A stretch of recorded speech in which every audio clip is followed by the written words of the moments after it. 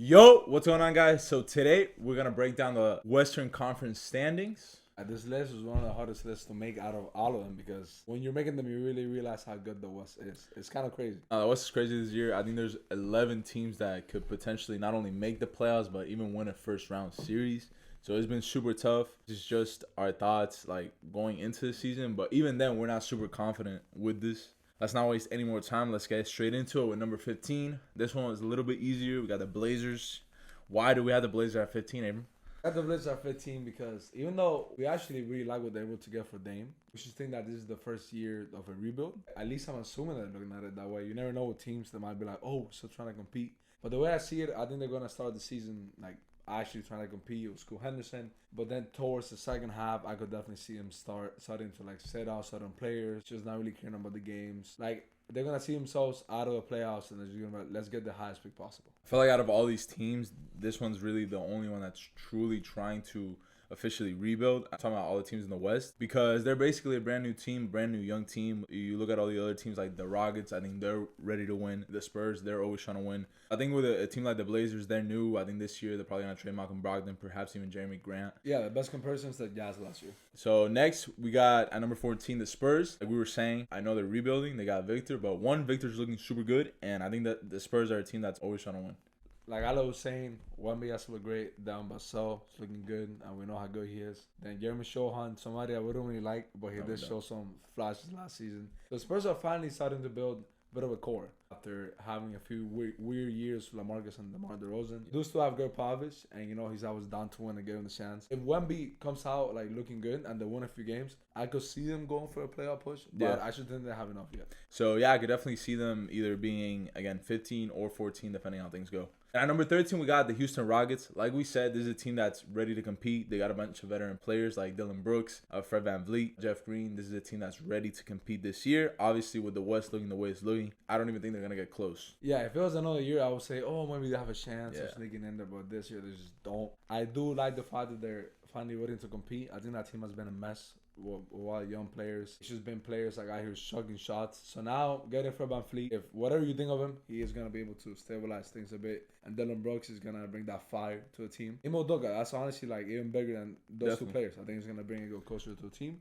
Give them a few years. Right now, I think they're just ready to set in the culture. Obviously, if they could win, God forbid some injuries or something like that, they could make it maybe make a playing spot. But I think right now they're just happy to be a competitive team, not a team that people pull up and they're like, oh, yeah, easy win. Last year they were getting 50 points from them every day. Yeah. Next, we got the Utah Jazz. This is a team that we were pleasantly surprised with last year, especially with Larry Marketing coming out, looking great. They got John Collins as a player that he's made it deep in the playoffs before. So I think the team is only going to get better. Yeah, last season they could have 100% made the play-in if they wouldn't have made that trade in the middle of the season and they would have continued to try. I don't know exactly what mindset they're heading into a season with. Kind of up in the air. They definitely don't have a good enough team to make any noise. So I think it's going to be more of the same. I think with them, it's just it's weird because they do have a few, I wouldn't say veterans, but they do have a few players that are already older, like Jordan Clarkson, Larry Marketing, John Collins. These are players that have been in the league multiple years. They don't really have a good point guard. They're running THT at point guard, and I'm not really sure how I feel about that. I think they're going to continue to develop some of their young guys that they got this year with the draft that looked absolutely great in Summer League. So let's just see what they do. Now heading to the top 11. This is where it gets tough. We're heading to a tier of what I was saying that they can 100% make the playoffs if their circumstances fall their way. And they could also win a playoff series. Definitely. 100%.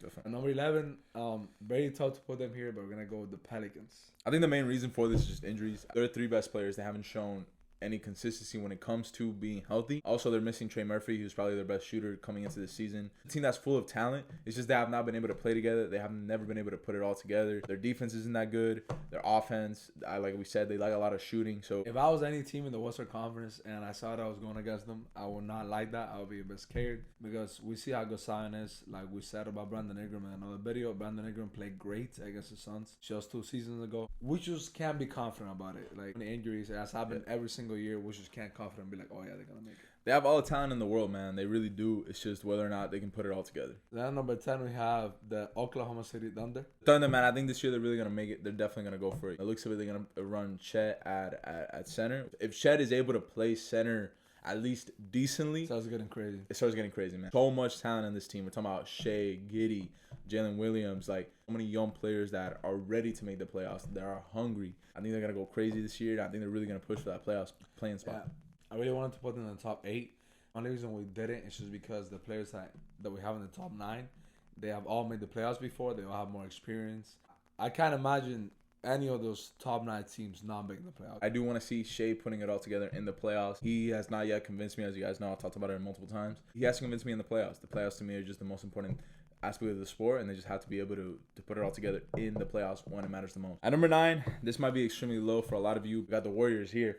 Look, if the Warriors are even higher, we wouldn't be surprised. But if they're this low, or perhaps even missing the playoffs, that wouldn't surprise us either. They have a lot of veterans this year, man. That's a team that I think is going to take some games off. We saw it last year. They would have games that their entire starting lineup would just not play. They have Clay, who's dealt with a lot of injuries. Draymond right now is dealing with injuries. Steph, who's gone in. Chris Paul. Steph, who has dealt with significant injuries the past few years. Like he was saying, Chris Paul, man. Chris Paul is one of the most injury-riddled players in the league. So it's like they don't give me much confidence. And like we said, defensively, their fit is not going to be that good. That's a team that I think is going to get destroyed. They're running super small. They're running Clay at power forward, like we were hearing. I don't know who's going to be their center. If it's going to be Draymond, I'm not sure. Even Kevon Looney is their short center. I think we've never seen Draymond have to take on this challenge day in and night out, and day in and day out. Somebody I do have to say is that I think that Stephen Curry injuries have been under the radar. We have seen them kind of creeping up again, and we don't like that, of course, because we want to see Curry out there on the floor. And playing up a position, having to be physical every single night, that takes a toll on your body. All of them have to do this. And it's not a one-game thing. It's not a playoff adjustment that Draymond has to play center to make the team better. No, it's a day in and day out thing. He has to deal with Jokic every night and beat every night. Steph Curry has to deal with a bunch of big wings every single night. And we saw it last year in the playoffs, even with a guy like Austin Reeves, who's not the biggest guy, but even he was getting the switches on Stephen Curry and just being aggressive against him. Even though back then, Sasa Pachulia, Andrew Bogut, McGee were not the best players, they were at least a center you could put out there. And then you could have Draymond Green as the emergency 5 when it was needed. Kind of gone away from that. And like I was saying, Kevin Looney is a center, but he's also on the side. So you don't have that big player you can just throw a body on. One of the best centers in the other team. Moving on to the next team, the one that we actually have as the 8th spot, the Mavericks. This was a tough one because we said in the preseason video they're not looking that good. For me, this is honestly just putting a lot of faith in Luka and Kyrie as well. This season ends on disappointment if they don't make the playoffs once again 2 seasons in a row. Which I think is completely possible. I really do. Super possible. That's all getting ugly. Luka might ask for a trade because missing 2 playoffs when you're like entering your prime, averaging 30 points per game, and it's just not your fault. That's gonna get bad. I think that this team, I believe they're gonna make it. I think their offense is gonna get a lot better. Hopefully throughout the season, the rookies can develop. Luke and Kyrie are gonna be a good fit, and Kyrie looks happy to be in the team. And I just think with those 2 players, very very tough to miss. If there was a reason that they're gonna miss, it's just the West being super good or injuries. I've seen Luka deal with a little bit of injuries here and there, and Kyrie obviously. Yeah, of course. I think if his Kyrie's personality, I think it's gonna be fine. I don't think it's gonna be an issue this year. Like it's been an issue in the past. But I think with Kyrie, that's another guy like you were saying with Luka. He's gonna want to out too. Kyrie's a guy that's damn near ending his prime at this point. He's a guy that wants to continue building his legacy and continue winning. I think he's been disappointed with how the past few seasons for him have ended. So I would not be surprised if he also wants out. Yeah, so maybe if things are not looking so good, they might try to pull off like a blockbuster. There's a all-star. Even though they don't have much to trade, they'll try their best to like get another player if it gets bad. Next, we have the Minnesota Timberwolves. I honestly wanted to put them maybe even a little higher. I have a lot of high expectations for the Timberwolves this year. Cat's going to be fully healthy. Anthony Edwards, I think this is going to be his first year emerging as a superstar. Maybe an All-NBA player, definitely an All-Star. But I think Anthony Edwards is going to be huge, and he's going to help lead this team into a playoff spot. Jaden McDaniels continue to improve. You know, everybody on that team has talked very good about him. I remember Anthony Edwards said, well, they have KD, they have Jaden McDaniels. Yeah. It's not that funny, but he really is a great defender, and his offense is improving. The Rudy Gobert question is still there. Can they work together? Last year, we couldn't even see that much because Cat was injured for a very big part of the season. We noticed how many games it was last year. He only played 25 games, which was a little bit of a shock to me. I did not know he played that little, but that is pretty crazy. Yeah, but they are a talented team. Mike Conley has looked pretty good with them. Yeah, we wanted to put them higher, but we just can't. We just believe more in the other team as of right now. I think their depth is underrated too, man. I think they have a very solid depth, especially being able to go again Shake Milton, being able to replace Taurean Prince with Troy Brown.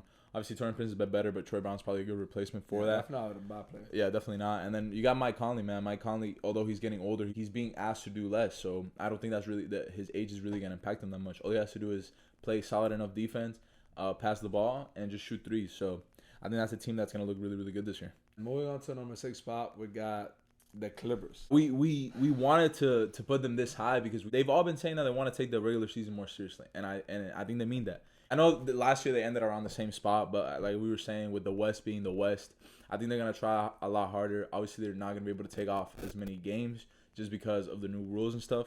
But I think this is a team that we're gonna see them very hungry this year, basically with a chip on their shoulder, trying to prove something this year, and I think they're gonna do great. You can criticize Westbrook, but one thing that you can't criticize is that he does play almost every game. Yep, he can injure much. He's always available, so I think that is gonna help. He's gonna have those nights that maybe Kawhi and Paul George are not there for whatever reason. He can get you 20 points, win you a game every now and then. This season ends on a disappointment, and it might start getting to a time that this experiment might have to end. Yep. Because it's been 5 seasons of straight disappointments. Only once the conference finals, and that was kind of like, I don't want to say a fluke, but they barely got there. Yeah. Kawhi wasn't even playing. This is another team with great depth, I would say. Yeah, and but they've always had it. Yeah, and something that I do want to give them credit for, they've been able to go a little bit younger. I feel like this year we're getting John Martin Jr. and Bones Highland too. I think that those are guys that are going to win them some regular season games, especially in the middle of the season where nobody's really trying to play. I think youth at that point is going to be very, very important. I think that the top 5, we got Memphis. Memphis is a team that I almost forgot about. Yeah. When we're making the list, we're like, oh, we're missing somebody. And then without Memphis, we're putting them here out of just like the trust that they built in the regular season. They were the number 2 seed last year, so dropping them that much more wouldn't really make sense. We have seen them win without Ja Morant, so even though they're gonna miss him for the first 25, I think they're gonna be able to figure out. Ja Morant was sitting out the previous years. They had a guy in Tyus Jones who was able to kind of pick up the for Ja, but now they have Derrick Rose, and I think Derrick Rose is gonna be kind of like I want to say a revenge season for Derrick Rose, but something similar. I think he's ready to prove that he still has a lot left in the tank. I think he sees this team as a chance to contend, and a lot of people aren't looking at the Grizzlies like that. They were able to make moves like getting Marcus Smart, doing moves like that show that they are heading into that direction. 1 through 3 are really small, but they do have the Defensive Player of the Year in Jaren Jackson Jr., and they have Steven Adams, who's probably going to be healthy this year, hopefully. The 4th spot, we got the Kings, the biggest surprise of last season. Yeah. They're a great regular season team that wasn't better than playoffs. They just ran into the Warriors and lost in some games. Your offense is always great. And offense is better than put in the regular season. They're able to score a lot of points to win games. I think their defense is going to be better too. I could see that for sure, and I think it's going to be a lot of the same from last year. Last year they were 3rd. We moved them down to 4th. I do think some teams are kind of expecting them this year, but we still got to respect them. The offense was one of the greatest offenses of all time last year. And they got this new guy, a European MVP, and I think they expect a lot from him, and I think he's going to help them out a lot. And next, at number 4, at number 3, we got the defending champion, Nuggets. I know they look a bit low for some people, and honestly, I could see them go even lower because that's a team that just won a championship. I think they're not taking the regular season as seriously. I think they partied a lot. I think that's a team that barely got any work done in the summer, and I can't blame them, man. They had a very dominant championship run, I would say. Right now, I mean, they're the team to beat. You know what I'm saying? We got to give them their respect, and that's why we didn't want to drop them so low. But I do think they're going to be a little bit, not take the regular season as seriously, just kind of like chill out, just kind of like how they did in the second half of last year. Yeah, definitely. I mean, we see with champions all the time. I remember with the Cavs, after winning the championship, they wouldn't really care about being the first seed anymore. Because it's not a big deal. If there's a person that's not going to care about being the first seed, it's Jokic. Jokic is going to go into a season, get his stats just by playing normally. The one person that I could see having a great regular season is Jamal Murray. Yeah. Something because we haven't seen him be an all-star, and I think he wants to be an all-star. But I think not having as much depth, it is going to hurt them in some games. In the regular season grind that you need a deeper team. In the playoffs, it's not going to matter as much, but in the regular season, I think it will. But at the end of the day, they still have arguably the best starting five in the NBA, which is going to win them a lot of games by themselves. Definitely. So the 3rd seed is not bad. In this West, that's still a great rank. That's still great. At number 2, we have the Phoenix Suns. I wasn't that high on them in the beginning of the summer, but after being able to pick up the depth that they were able to pick up in the DeAndre Ayton trade, I got to give them the respect, man. You know, getting a guy like Nasir Little, getting a guy like Grayson Allen, obviously Nurkic, but he's kind of like replacing DeAndre Ayton. So everybody knows I'm not a Nurkic lover. But after being able to pick up those pieces, I think they're going to look great. Plus the pieces that they already picked up in Utah Watanabe, Keita Bates-Diop, just to mention a few. I think those pieces are going to help them out a lot. The reason that we wanted to put them this high is because they have a different scoring threat every single night. Like, they have Devin Booker that can go off one night, Kevin Durant another night, Bradley Beal another night. One night, 2 of them can go off. One night, the 3 of them can go off. And so they always have that.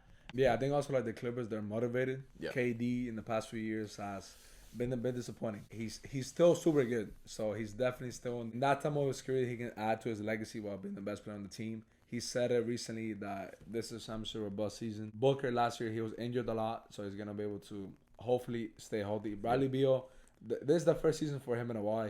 He actually has a reason to care. Yeah. About the season in general. He has a chance to contend. And like I was saying, a lot of solid role players were added to the team. Now, moving on to number one. I Don't know. call us biased. Don't call us biased. I know. It looks like we're being biased once again. Every pig is always the Lakers. But don't sleep, bro. We have a reason. Sleep. Let's talk about it. Look, man. Number one, obviously, like we said, we got the Lakers. No surprises right there. But look, their depth, man. We've seen it in preseason. Just yesterday, they were right there with the Bucks. Right there in the first half. Right there. We're missing LeBron. We're missing Vanderbilt, their best defender. Gabe Vincent, Austin Reeves. 4 key rotational players, and they were right there. They were 3 points behind the Bucks. The Bucks were only missing Chris Middleton. Their offense is incredible. They're averaging like 140 points, something crazy like that. Their three-point shooting is crazy. 3-point shooting is crazy. Their defense is probably going to be great, just how it was last year.